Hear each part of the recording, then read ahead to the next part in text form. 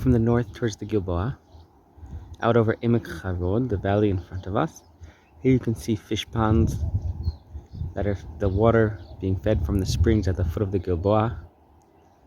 You can see the fields with lots of agriculture.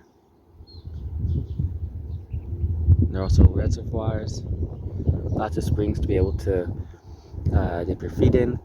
This area in front of me is known as Emek HaMayanot, the Valley of the Springs, and it continues all the way towards Beit Shan. And the reason that we have all these springs here is because the Gilboa is kind of like a big sponge. It's made out of limestone, and it absorbs the rain that falls on it, and then it comes down throughout the year at the foot of the mountain in the valley as springs.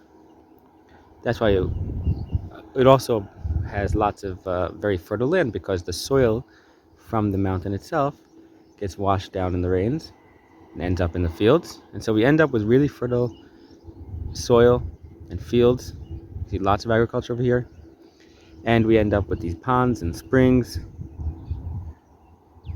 And all this because of the rain, which actually doesn't help the Gilboa much itself. If you look at the Gilboa, it's mostly empty. You have some trees that the JNF have planted on top, but for the most part, it's really not great for planting. It's not good for agriculture, both because there's a lack of water, which is a little bit ironic, and because there's lack of soil.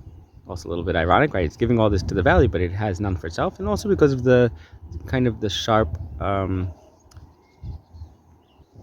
sides of the mountains also have a very steep incline, and as such, that also means that for the most part, it's going to be very difficult to be growing trees or any other kind of agriculture over there, again, unless you do some kind of terrace farming.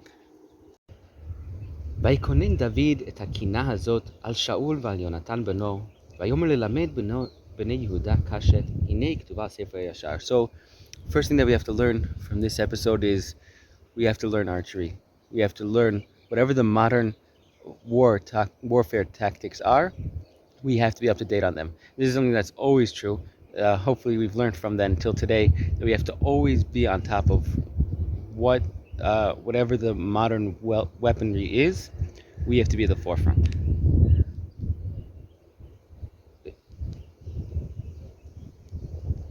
Skipping down a little bit.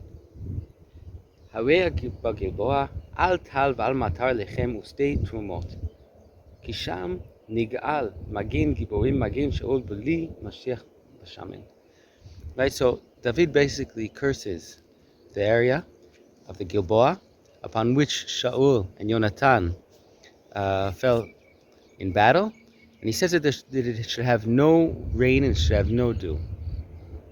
David curses the mountain upon the Gilboa upon which Shaul and Yonatan, his son, fell in battle, and he says that it shouldn't have any rain or dew. But we just said that it does get rain, and it does have dew, and so what happened?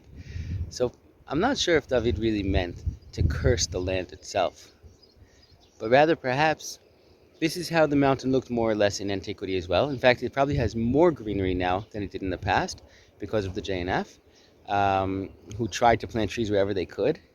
So meaning the Gilboa was probably already a symbol of a place which was really not great for, not just not great, it really wasn't good at all for agriculture on the mountain itself. Even though it gives to the area around it, it really wasn't good for agriculture itself.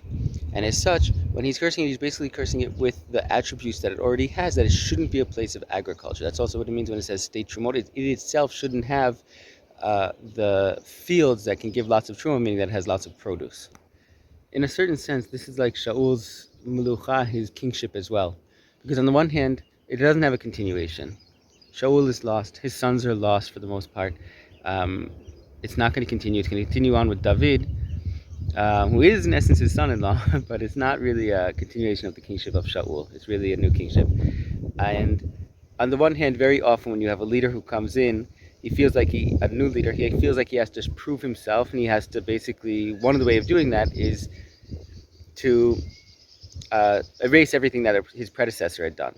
And that's not what David HaMelech is going to do. Because David HaMelech is not trying to bash anyone else. He's not trying to ruin anyone else's reputation. In fact, quite the opposite. And as such, David HaMelech is going to take what Shaul HaMelech did, and he's going to build on it. He's going to take Shaul's success that he did have and to build on it to be able to take it to the next level with David's kingdom. And as such, that's kind of like the Gilboa itself. On the one hand, the Gilboa itself, it doesn't have the agriculture. It doesn't have the agriculture like the fields around it and the area around it. But he gives so much for the fields around it that, in essence, it's allowing them to continue and it's allowing them to grow. And that's kind of what the kingship of Shaul was. The reign of the house of Shaul was cut short in battle, but his contribution of uniting the nation continued on.